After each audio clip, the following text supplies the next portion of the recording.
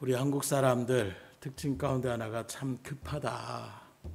최근에도 엘리베이터를 타거나 이런 일들을 할 때에도 한번 누르고 난 다음에 가만히 있는 것이 아니라 안절부절을 못하는 거예요. 음식을 나올 때에도 마찬가지입니다. 그 순서들을 나름대로 다 정해놓고 있어요. 자리에 내가 먼저 앉았는데 딴 테이블에 먼저 음식이 나오면 못 참습니다. 왜 우리가 먼저 시켰는데? 조금만 기다리면 되죠. 아니 우리가 먼저 시켰는데. 이렇게 할 때 참 난감할 때가 많이 있어요. 커피 잔에 대한 부분들도 많이 얘기했어요. 저는 일부러 여러분들을 말씀했기 때문에 자판기 커피 나타나면 손 안 집어넣고 기다리고 있습니다. 근데 여전히 누르면 손이 먼저 들어가 있는 분들이 많이 계세요. 그리고 그 커피가 뜨거운 물이 흐르면 뜨겁다고 또 뜨거 하시는 분들이 여전히 계시더라고요.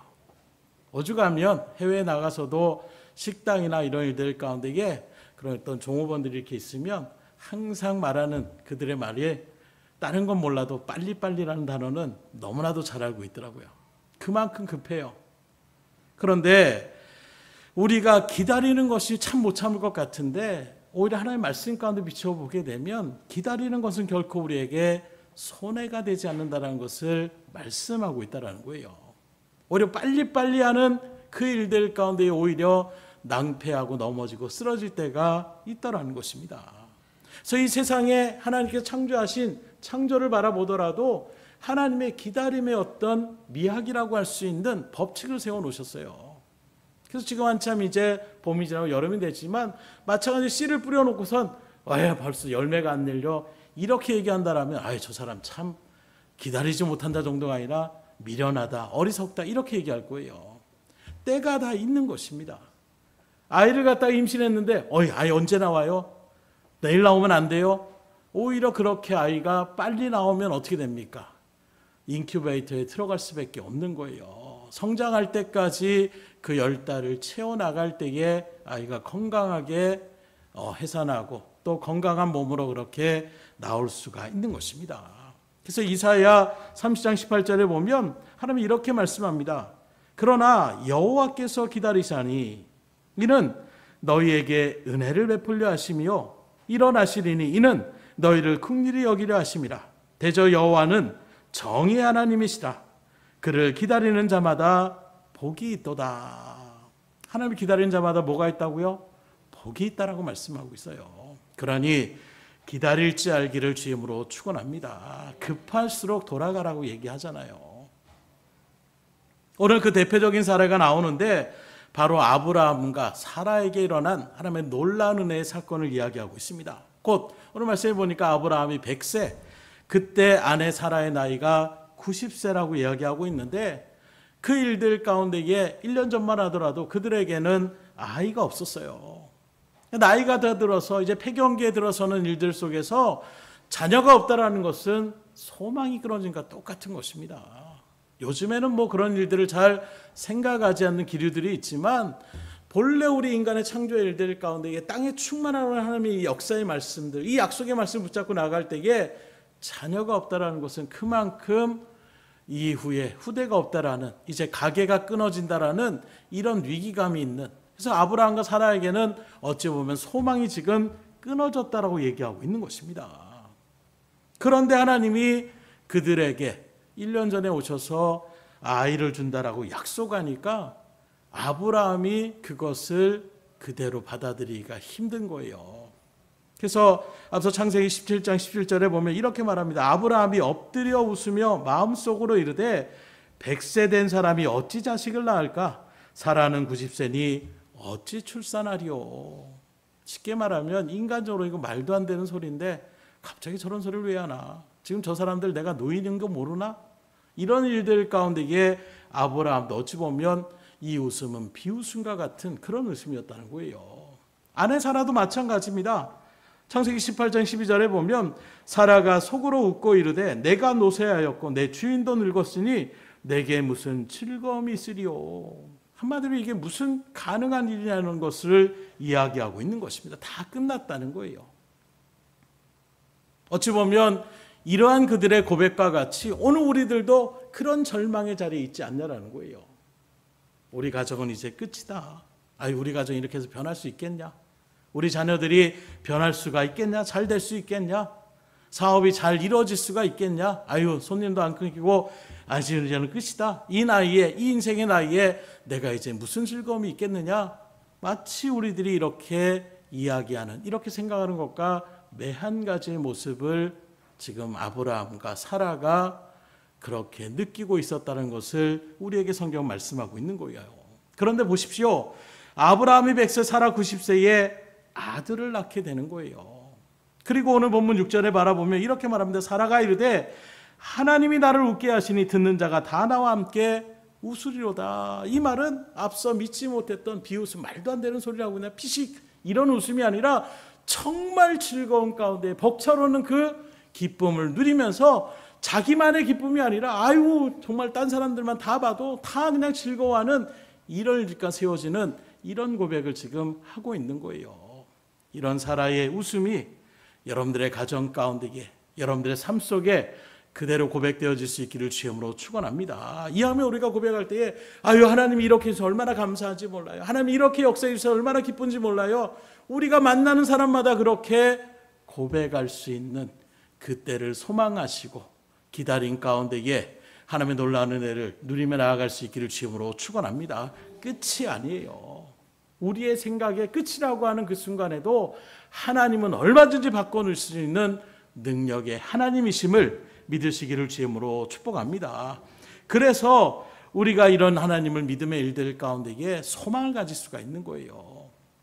그렇다면 우리가 어떻게 우리 인생 가운데 끝인 줄 알았던 우리의 인생이 다시금 이런 기쁨을 누리고 은혜를 누리고 역전의 드라마와 같은 이런 기쁨과 은혜에 웃음이 넘치는 그런 자리 가운데 우리가 설 수 있을까? 오늘 이 시간 말씀을 여러분들이 잘 들으시고 마음 가운데에 잘 새기셔서 지금도 어렵고 고통 가운데에 이게 뭐 될 수 있겠어? 이젠 끝이야 라고 하는 그런 마음들이 있다라면 다시금 기대감을 가지고 하나님을 믿음으로 바라보며 굳건하게 한 걸음 한 걸음 나아갈 수 있기를 주님으로 축원합니다. 그러면 우리가 어떻게 소망이 끊어질 것 같은 우리의 인생, 이젠 끝이라고 생각했던 우리의 절망의 자리가 다시금 기대감을 가지는 은혜의 소망의 자리를 바라볼 수가 있느냐? 먼저는 하나님은 반드시 약속을 이루시는 신실하신 분임을 우리가 믿음으로 알고 그 주신 약속의 말씀을 붙잡고 나아갈 수 있어야 된다는 거예요. 그래서 오늘 1절에도 뭐라고 합니까? 여호와께서 말씀하신 대로 사라를 돌보셨고 여호와께서 말씀하신 대로 사라에게 행하셨으므로. 뭘 강조하고 있어요? 하나님이 말씀하신 대로 이렇게 될 거야. 너 이제 내년 이맘때는 기쁨이 올 거야. 아이가 생길 거야 라는 이 약속의 말씀, 하나님이 주신 그 말씀 그대로 이루어졌다라는 것을 분명하게 증거하고 있는 거예요. 그래서 우리가 기다린다 하는 그 기다림은 무작정 기다리는 것이 아닙니다. 잘 되겠지 이런 마음으로 나가는 그 기다림이 아니라 우리에게 주신 약속의 말씀을 붙잡고 그 말씀대로 순종하며 나가는 그 믿음의 일들 가운데에 하나님의 약속이 성취된다는 것을 말씀하고 있어요. 그래서 먼저 우리 가운데에 기다릴 수 있는 근거는 바로 무엇이냐? 하나님이 주신 약속의 말씀이 우리에게 근거가 되는 거예요. 그런데 가끔 그럴 때가 있어요. 이렇게 해준다고 했잖아요. 내가 언제?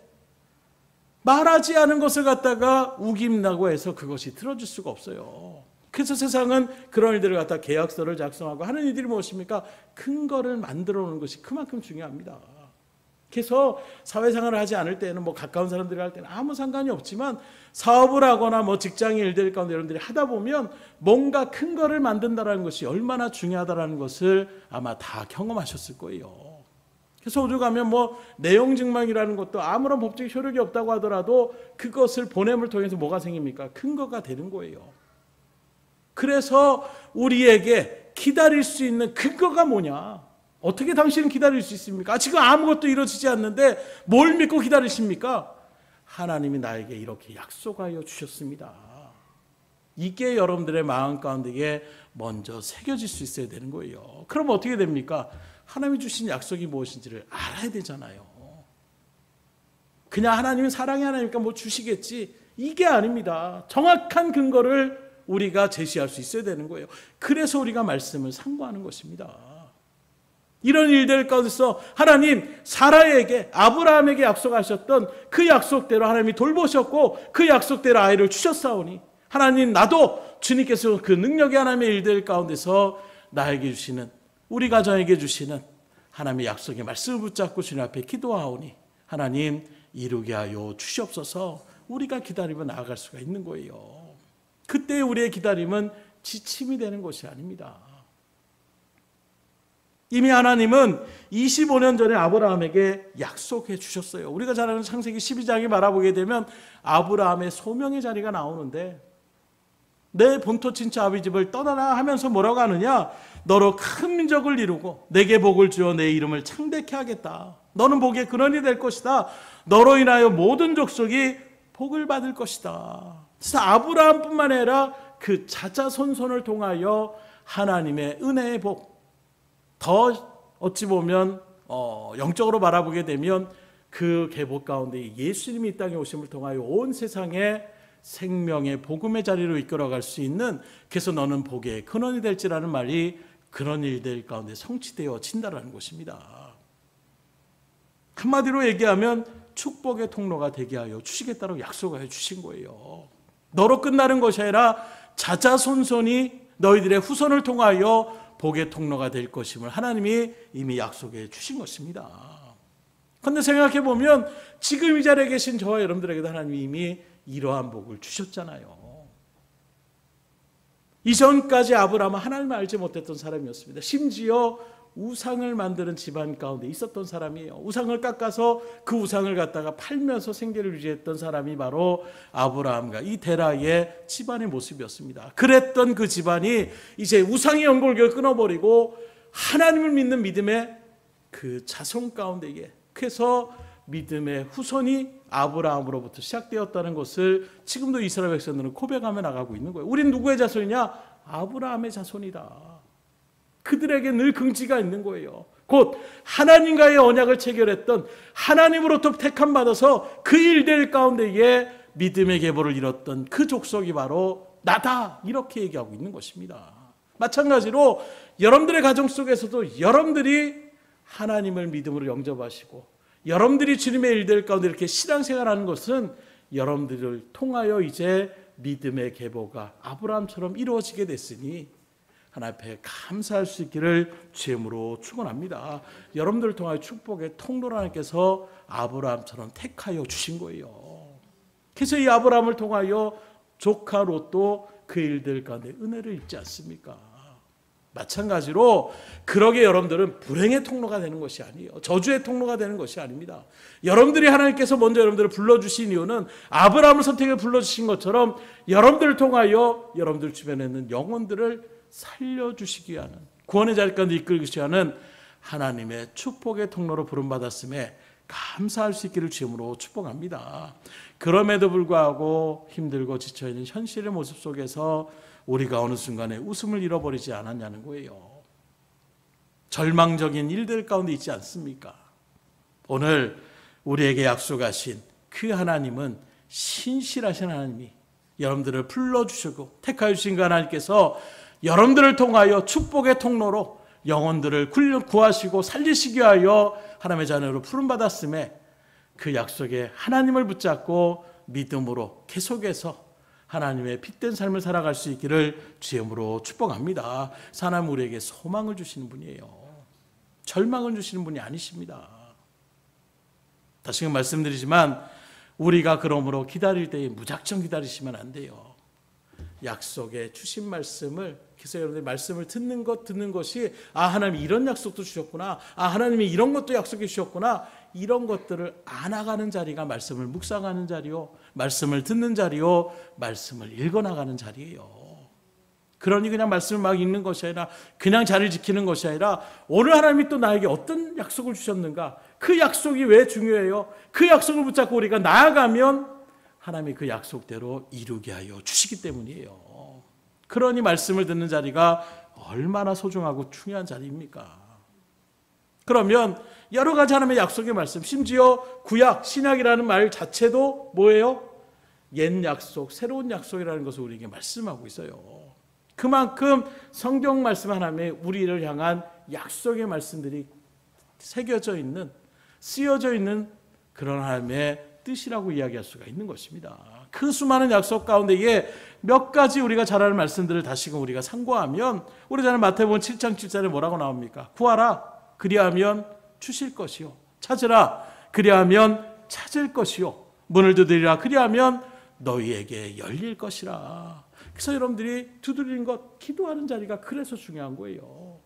하나님 앞에 구하는 것입니다. 그럼 하나님이 구하게 하여 주시겠다고 약속해 주시는 거예요. 하나님 구하면 하나님께서 구하여 주시는 대로 주신다고 했으니 하나님 기도합니다. 하나님 역사하여 주시옵소서. 말씀을 붙잡고 우리가 기도할 수 있는 거예요.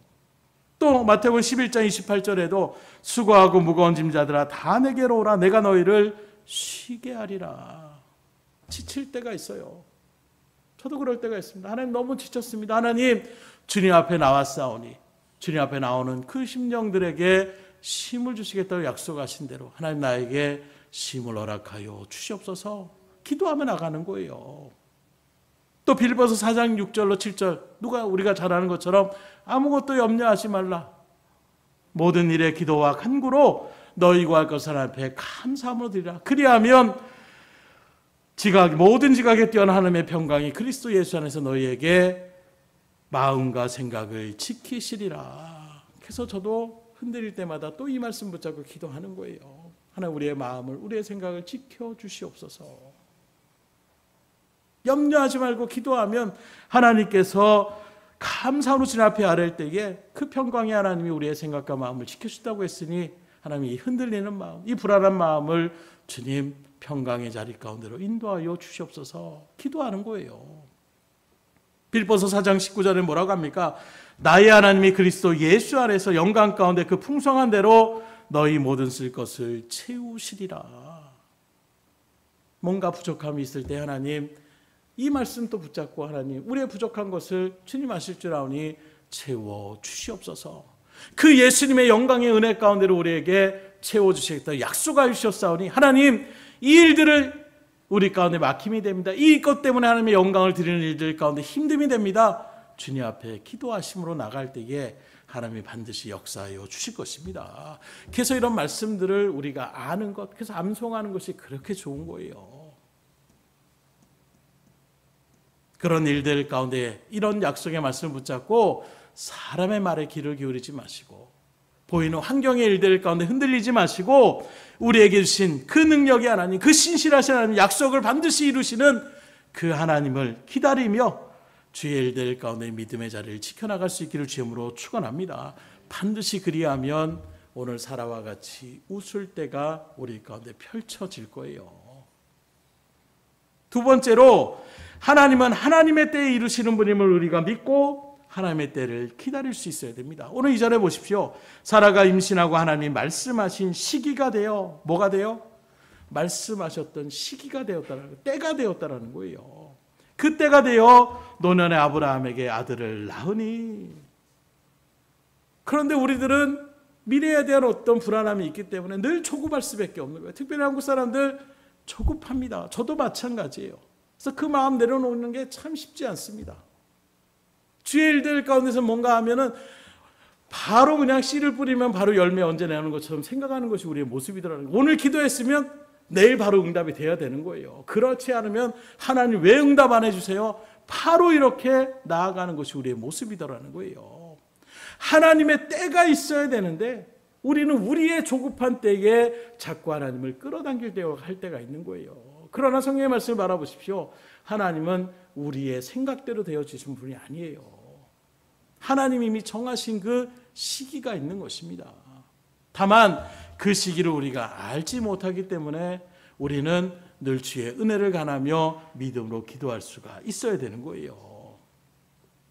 그래서 성경에 말해보십시오. 모세가 그 일들 가운데 나이 40이 되었을 때에 내가 이제 이 민족을 내가 구원해 보겠다. 그때는 하나님의 때가 아니었다는 것입니다. 그 모세를 40년 동안 하나님은 연단시키시는 거예요. 그리고 나이 80이 되었을 때에 인간적으로 바라보게 되면 이때 내가 뭘 할 수 있습니까? 스스로 모세가 난 아무것도 할 수 없는 노인에 불과합니다. 하나님은 내가 너를 사용하시겠다라는 거예요. 그때가 되었을 때에 40년 동안 또 이스라엘 백성들을 이끌어가는 그 지도자로 하나님께서 사용하여 주시지 않습니까? 사도 바울도 마찬가지예요. 우리는 다메섹 도사에서 예수를 만나고 나서 변화되고 그 회심한 마음 가운데서 바로 쓰임받은 줄 알았지만 그렇지 않습니다. 변화했던 그 사도 바울이 아라비아에서 3년 동안 다시금 성경을 쭉 경독하면서 기다리는 시간이 있었어요. 그리고 3년의 일들로 끝난 것이 아닙니다. 더 긴 기간 가운데에 바나바를 통하여 그를 부르기까지, 안디옥의 사역의 자리에 설 때까지 기본적으로 한 10여 년의 세월 동안 그저 누가 불러줄 때까지 그냥 묵묵하게 기다렸던 사울의 모습을 우리가 바라볼 수가 있는 거예요. 그러니 기다림의 일들을 우리가 바로바로 일어나가는 초급증 때문에 우리의 급한 성정으로 우리의 때를 맞추지 않는다라고 하나님 앞에 원방불평하며 나가서는 안 된다라는 거예요. 오늘 말씀에 나오는 아브라함도 마찬가지입니다. 자손이 번창하겠다 했던 그 시기가 벌써 25년이 지났어요. 그러니 아브라함도 지칠 수밖에 없는 그런 인간적인 마음이 있는 것입니다. 그러기에 우리는 조급할 때일수록 하나님의 때를 기다릴 줄 아는 뭘 간구해야 되느냐? 지혜를 간구하셔야 돼요. 왜냐하면 넘어지고 쓰러질 때가 있기 때문인 것입니다. 조급한 마음, 왜 안 되지? 빨리 해주셨으면 좋겠는데, 그럴 때에 하나님 앞에 막 원망하며 울부짖어 나가는 것이 아니라 하나님의 때를 아는 지혜를 허락하여 주시옵소서. 그 모든 기간이 결코 헛된 기간이 아니에요.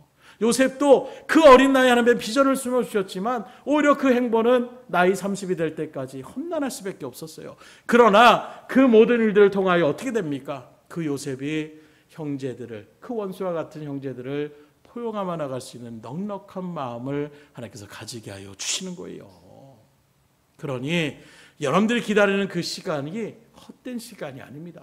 하나님이 여러분들을 성숙하게 하시고 여러분들을 믿음의 자리 가운데서 또 굳건하게 서게 하시는 그런 시간을 우리가 믿음으로 인정하며 나아갈 수 있는 지혜를 간구하셔야 돼요. 하나님 조급지 않게 하여 주시옵소서. 하나님의 때를 기다릴 수 있는 넉넉한 마음을 허락하여 주시옵소서. 주님 앞에 우리가 기도할 수가 있어야 되는 것입니다. 그렇게 할 때에 반드시 하나님의 때가 되면 우리가 생각하지 못하는 정말로 벅찬 놀라운 일들의 역사를 하나님께서 베풀어 주시는 거예요. 하나님의 말씀인 성경을 바라보십시오. 예수님 또한 이 땅 가운데 공생애할 때까지 하며 나아갈 때에도 무조건 저로만 가시지 않았어요. 찾아오는 그 영혼들을 불쌍히 여기며 그 영혼들의 필요한 부분을 채워주시기로 하셨지만 때로 어떤 특정한 인물들에 대한 사건들을 이야기할 때를 바라보게 되면 예수님께서 기적을 이렇게 어떻게 합니까? 죽어가는 야이로의 딸이 있을 때에 지금 야이로, 회당장 야이로는 한시가 급해요. 빨리 가십시오 막 하고 있는데 도중에 11년 된 혈루증 된 그 여인이 예수님 옷자락을 붙잡고 나음을 입었습니다. 그 예수님이 또 고침받았구나 믿음대로 지나갈 수도 있을지 몰라요. 그러나 주님은 멈춰서는 거예요. 그리고 돌아보면서 누가 지금 내 옷자락에 손을 댔느냐? 제자들이 막 얘기합니다. 예수님 지금 사람이 이렇게 막 왔다 갔다 하고 이리 치고 저리 치는데 누가 손 다 그렇게 누가 스쳐 지나가겠죠? 아니다라는 거예요. 주님은 그 집이 찾겠다라는 것입니다. 그 시간에 허비하는 일들 속에 야이로는 얼마나 그 마음 가운데에 마음이 그냥 얼마나 그 일들 가운데 조급했겠어요. 그런데 웬걸요? 그러고 나서 여인에 대한 어떤 기쁨의 소식을 선포하며 나가는 그 순간에 야이로의 집에서 소식이 들립니다. 이제 더 이상 예수님 괴롭히지 마십시오. 당신 딸 죽었습니다. 얼마나 청천벽력 같은 소리예요. 그 순간에 주님께서 뭐라고 합니까? 믿기만 하라. 하나님의 그 때를 갖다가 하나님 예수님께서 그냥 지체한 것이 아닙니다. 오히려 역전의 드라마를 세워나가시는 거예요. 가끔씩 우리가 경기를 바라볼 때에도 그냥 완전한 큰 점수차로 딱 이겨버리면 재미가 없어요.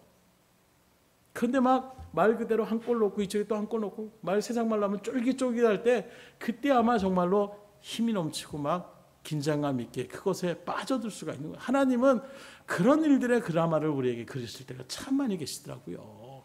그러니까 여러분들이 재미없는 평이한 그런 삶이 아니라 하나님의 주신 은혜 가운데 충만한 은혜를 받아 누릴 수 있기를 주님으로 축원합니다. 하나님의 때를 기다리며 나아가면 반드시 그 하나님의 때에 우리가 생각할 수 있는 놀라운 은혜를 베풀어 주시는 거예요. 제자들이 밤새워 풍랑 가운데 우리 죽었구나 할 때에도 예수님 보고 계셨어요. 근데 바로 가가지고 또는 말씀으로 잔잔하라 한 번의 기적을 베풀 수 있는 능력의 예수님이지만 계속 기다리고 계시는 것입니다. 그리고 이제 제자들이 지치고 지쳐 이제 죽었구나 하는 그 순간에 무리를 걸어오셔서 제자들에게 그 바닷 가운데에 바람아 잠잠하라 이 한마디에 예수님을 갖다가 어떻게 합니까? 이는 정말 하나님의 아들이시다 고백의 자리로 이끌어 가시더라는 거예요. 비슷한 상황이 또 있습니다. 이번 예수님이 같이 있었는데도 풍랑 가운데 막 난리가 나는 거예요. 그때에도 예수님이 어떻게 계셨습니까? 주무시고 계셨습니다. 기다리다 이제 제자들이 하다 안 되니까 그 다음에 예수님은 흔들어 깨웁니다. 우리 다 죽게 생겼는데 지금 잠이 오십니까? 그때에도 주님 뭐라고 합니까? 믿음이 적은 자들아 왜 의심하느냐. 그리고 말씀 가운데 역사하실 때 한순간에 받고 나가시는 분이에요. 하나님은 이런 말씀들을 우리에게 많은 기록을 통하여 그러니 우리들도 지금 당장에 풍랑이 오는데 그거 어떻게 그냥 멈춰지겠지 이런 마음을 가질 수가 얼마나 있겠어요. 그러나 주님과 함께 가는 이 믿음의 여정은 세상의 풍파 때문에 우리는 쓰러지는 존재가 아닙니다. 이미 여러분들이 하나님께 부름받았을 때에는 그런 일들 가운데 천사도 죽음조차도 여러분들을 하나님과의 관계 가운데 끊어지지 못하는 존재로 하나님 불러주셨음을 믿으시기를 주님으로 축원합니다. 그 믿음이 있을 때 우리는 흔들리지 않는 거예요. 그러니 주님은 흔들리지 않습니다. 하나님 그 자체 되시는 예수님은 풍랑 때문에 배가 뒤집혀서 죽을 일은 생각지도 않는 거예요. 왜요? 아직 하나님 맡겨진 사명의 일들이 끝나지 않았는데. 그래서 믿음을 가지고 있는 자와 믿음이 제대로 세워지지 않는 자는 늘 그 일들 가운데 큰 격차가 날 수밖에 없는 거예요. 지금 여러분들은 어떤 믿음을 소유하고 계십니까? 단지 지금 세상의 일들 가운데 또 세상의 우상숭배자들처럼 뭐 하나 하면은 그거 막여주고 뭐 액땜해주고 뭐 이런 일들 가운데 이게 문제 조금 해결해주고 이걸로 주님을 믿는 자리 가운데 섰다라고 서지 마십시오. 여러분들은 반드시 하나님의 나라로 이끌어가는 그런 믿음의 백성으로 불러주셨음을 확증하며 나갈 수 있기를 주님으로 축원합니다.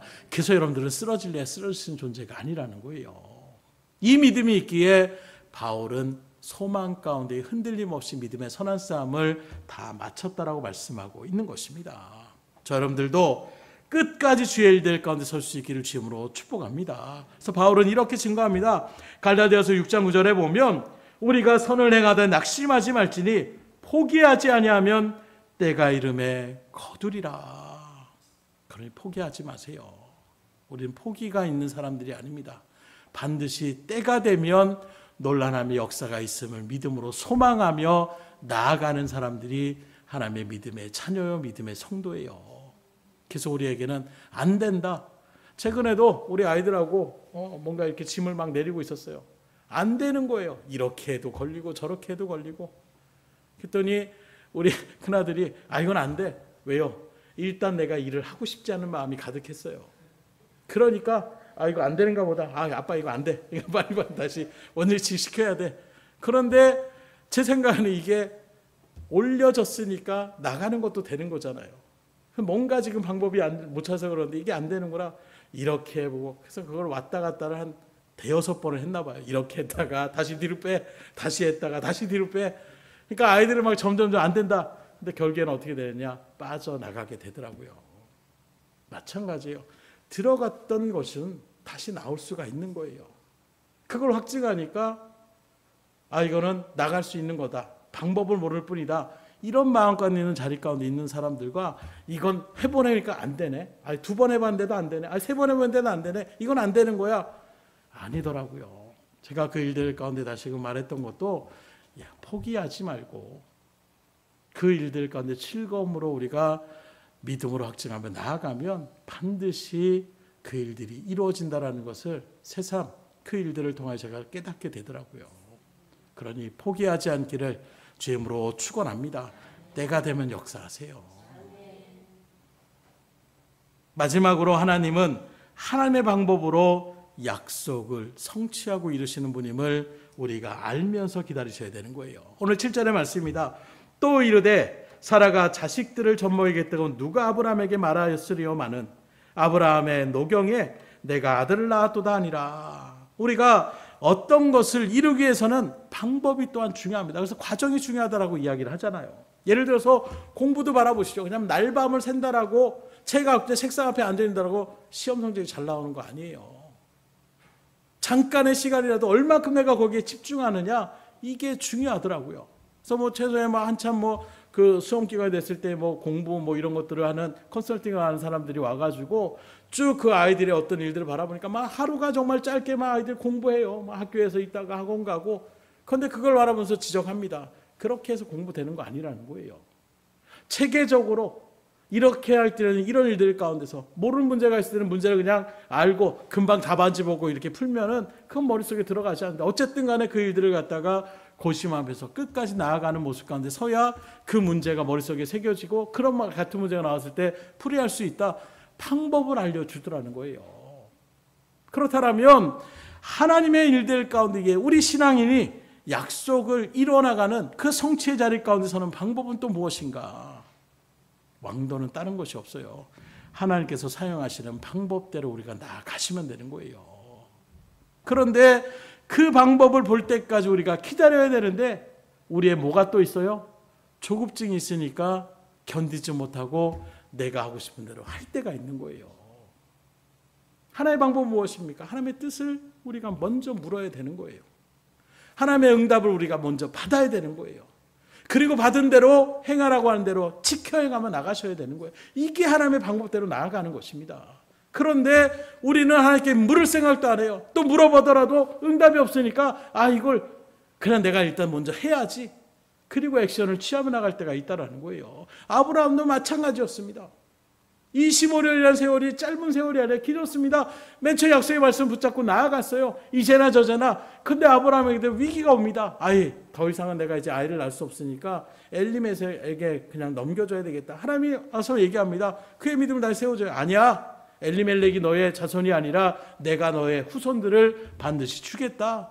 그런데 또 그렇게 시간이 또 10여 년이 흘러가니까 아브라함이 또 어떻게 합니까? 이런 모습 가운데서 아내 사라가 충동질을 합니다. 당신하고 나하고 이렇게 하다가는 후손 못 볼 것 같으니까 내 여종인 하갈을 통해서 후손을 만들어내십시다. 그래서 이스마엘이 태어나요. 하나님의 방법을 묻지 않고 자신들의 인간적인 생각과 인간적인 방법을 나름대로 최선을 다해서 그 일들을 이루어낸 것이 이스마엘이라는 열매였습니다. 이렇게 하나님의 방법을 기다리지 못하고 인간의 조급한 방법으로 그 일들이 일어나가니까 그 일들이 어떻게 됩니까? 이 잘못된 방법을 통하여 하나님의 뜻을 성취하려고 나가다 보니까 비극이 일어날 수밖에 없는 거예요. 그래서 뒤에 14절에 바라보게 되면 이렇게 나옵니다. 아브라함이 아침에 일찍 일어나 떡과 물 한 가죽 부대를 가져다가 하갈의 어깨에 메어주고 그 아이를 데리고 가게 하니 하갈이 나가서 부엘세바 강에서 방황했다. 지금 한 집안 가운데에 이삭을 통하여 큰 이름 자체로 웃음입니다. 큰 기쁨이 있어요. 다 기뻐하십시다. 난리가 났습니다.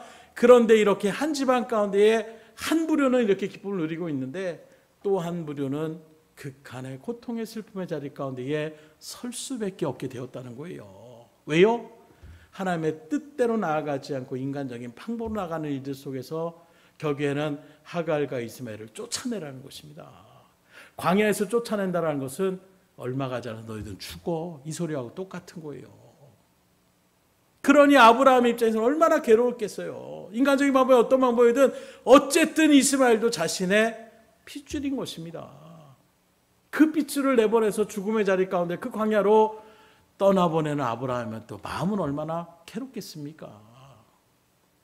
그리고 비극은 여기서 끝나는 것이 아니에요. 하나님께서 그 이스마엘도 책임져 주셨지만 지금 우리가 아는 중동의 전쟁, 하마스의 전쟁의 그 근원이 바로 여기서부터 출발한 거예요. 인간적인 그 방법으로 팔레스타인과 이스라엘 백성들 지금도 원수대하듯이 지금 대하고 있지 않습니까? 수많은 사람들을 서로 죽이려고 하는 갑자기 그 일들 가운데 낙하산을 타고 들어와가지고 사람들을 그냥 막 남녀선을 불문하고 그렇게 죽이며 나아가는 이런 일들을 저 여러분들은 상상도 못할 거예요. 그러나 이들의 마음 가운데 쌓여져 있는 것이 이만큼 깊이 있는 모습들. 결국에는 하나님의 방법과 하나님의 뜻대로 나아가지 않고 인간적인 조급한 마음과 편법적인 그런 생각으로 나갔던 그 방법이 결국에는 이렇게 큰 비극을 나타낼 수밖에 없다는 것은 오늘 여러분들에게 하나님의 뜻을 묻는 자리가 그만큼 중요하다는 것을 분명히 신명까지 새길 수 있기를 주님으로 축원합니다. 그래서 내 뜻대로 나아가시면 안 되는 거예요. 그래서 목적도 중요합니다. 결과도 중요해요. 그러나 그 무엇보다 중요한 것이 방법이, 과정이 중요하다는 거예요. 그래서 믿음의 성도라면 하나님의 방법으로 이루어질 때까지 기다릴 줄 아셔야 돼요. 내 급한 마음으로 그 일들을 이뤄나가면 안 됩니다. 왜 기다려야 되느냐? 왜냐하면 하나님의 뜻은 하나님의 방법대로 이루어 나가시기 때문이에요. 사람들이 막 난리쳐가지고 하나님 이렇게 해주세요 저렇게 해주세요 해가지고 하나님이 그렇게 해주셨다라고 한다면 우리도 그렇게 똑같이 나갈 수 있어야 돼요. 그러나 성경의 말씀 말아보시죠. 그렇게 해서 하나님께서 허락하실 때가 있는데 그 허락은 진정한 허락이 아니었어요. 그래서 저번에도 같이 나왔던 발람 선지자도 바라보십시오. 하나님 가지 말라라고 하는데 또 물질의 유혹이 되니까 다시 한번 내가 기도해 보겠습니다. 그러니까 하나님 뭐라고 합니까? 가 그럼. 근데 이 가라는 것은 가라는 것이 아니었어요. 그래서 길 가는 일들 가운데 천사가 와서 그를 치려고 했을 때에 나귀가 이리 피하고 저리 피해서 생명을 구제받았는데 오히려 나귀를 출격하며 나아가는 하나님의 뜻을 묻지 않고 나가는 사람들은 계속 곁길을 나갈 수밖에 없는 거예요. 왜요? 이미 영의 눈이 어두워졌기 때문에. 그리고 거기서 끝나는 것이 아니라 결국에는 저주 대신에 하나님께서 어쩔 수 없이 축복을 선포하는데 선포하고 끝나지 않습니다. 이방인들을 갖다가 그 장막으로 보내가지고 결국에는 이스라엘 백성들이 간음하며 또 관계 가운데서 우상숭배에 빠지게 되는 이런 일들로 하나님 앞에 친노를 사게 되는, 결국에는 어떻게든지 그 일들 가운데에 나아가는 이런 모습들이 인간적인 모습이라는 거예요. 그러니까 여러분들도 주의 일들을 특별히 감당해 나갈 때에 조급한 마음 대신에, 그래서 항상 모든 일 할 때는 기도로 준비하시라고 늘 말씀하는 것이 하나님의 뜻을 먼저 묻고 나아가는 것이 중요한 거예요. 그 하나님이 말씀을 통해서 또는 여러 가지 방법들을 통해서 우리에게 깨닫게 하여 주신 부분이 있습니다. 그럴 때 우리가 그 믿음이 우리 가운데 이건 정말 하나님께서 뜻이구나 하면 그 믿음의 확증이 있다면 그대로 또 순종함으로 나아가셔야 되는 거예요. 어떤 분은 또 그렇게 하나님이 응답을 기껏 주셨더니 응답을 받고 그 다음에 순종하지 아니함으로 은혜를 누리지 못하는 발걸음들이 또 있다라는 것입니다. 그래서 다시 분명히 말씀드리지만 하나님의 뜻은 하나님의 방법대로 우리가 나아가셔야 되는 거예요. 그래서 서두에 처음 나오는 것처럼 마찬가지입니다. 하나님의 방법은 무엇입니까? 먼저 약속의 말씀을 붙잡고 나아가셔야 되는 거예요. 하나님 뭘 약속해 주셨는지를 먼저 아는 데부터 출발하는 것입니다. 그래서 하나님이 기도하라 하면 기도하시면 되는 거예요. 섬겨라 하면 섬기면 되시는 것입니다. 용서하라 하면 용서하셔야 되는 거예요. 그 뜻대로 나아가면 하나님이 역사하여 주시는 것입니다. 그 가운데 하나님이 기쁨을 주시고 은혜를 주시고 평화를 주시는 거예요. 기뻐해라 용서해라 그러는데 저 사람만큼은 용서 못합니다. 내 고집 부리게 되면 그 하나님의 은혜를 우리가 누리지 못하는 것입니다. 그 하나님의 명령의 말씀이 틀려지게 되면 그대로 순종하셔야 되는 거예요.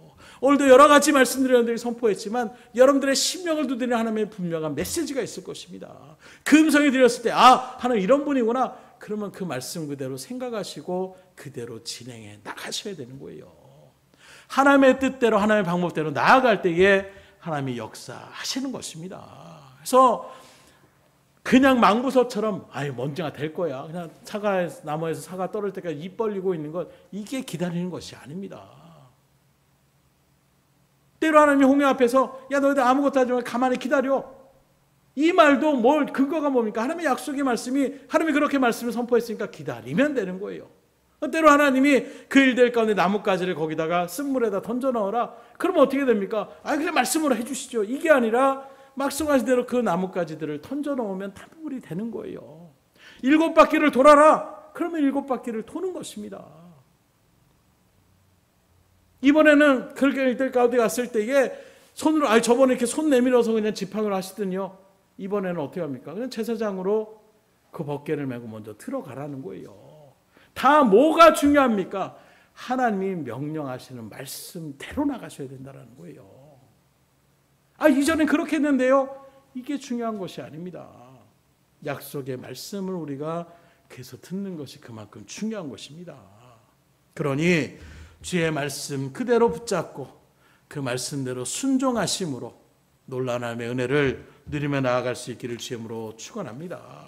신명기 10장 13절에 하나님이 이렇게 선포하십니다. 내가 오늘 내 행복을 위하여 내게 명하는 여호와의 명령과 규례를 지킬 것이 아니냐. 하나님이 지금 복을 주시겠다고 말씀하고 있어요. 그런데 그 복을 지켜나가는 일들 가운데서 뭐라고 하느냐? 내게 명하는 여호와의 명령과 규례를 지켜라. 복음 받기 원하는데 정작 하나님의 말씀대로 나아가지 않으면서 복을 누릴 수가 없다는 것을 말씀하고 있어요. 그래서 마찬가지 아닙니까? 공부해야지 성적이 나온다라고 하면 공부를 어떻게 방법 가운데 잘 해야 되는데 공부 안 하고 오락실에 가든가 하루 종일 컴퓨터를 하고 이러면서 성적은 잘 나오기를 잘 나오겠어요? 나올 수가 없는 거예요. 마찬가지입니다. 하나님이 주시는 행복을 누리시길 원하십니까? 그러면 주신 말씀 그대로 지켜 행할 수 있기를 주님으로 축원합니다. 반드시 하나님께서 책임져 주시는 거예요. 지금 당장 고달프고 지금 당장 끝난 것처럼 보이고 지금 당장 어렵고 힘들지만 반드시 기쁨의 날이 이 약속의 말씀처럼 여러분들 가운데 이루어지게 됨을 믿으시기를 주님으로 축복합니다. 말씀대로 나아가면 홍해가 갈라지는 거예요. 요단강이 갈라지는 것입니다. 여리고성이 무너지는 거예요. 오늘 여러분들에게 주시는 이 말씀 다시 마음 가운데 온전하게 새기셔서 하나님의 약속은 반드시 이루시는 분이시다. 그 하나님은 때가 되었을 때 하나님의 때에 그 모든 것을 이루시는 분이시다. 무엇보다도 하나님은 하나님의 방법으로 약속을 성취하시는 분임을 믿음으로 바라보시며 기다리시고 여러분들의 심령 가운데 온전히 새기심으로 우리의 기다림이 결코 지침의 기다림이 아니라 오히려 소망의 기다림 가운데 이게 즐거움을 하나님의 역사를 바라보며 나아가는 기쁨의 발걸음, 믿음의 발걸음이 될 수 있기를 주님으로 축복합니다. 기도하겠습니다.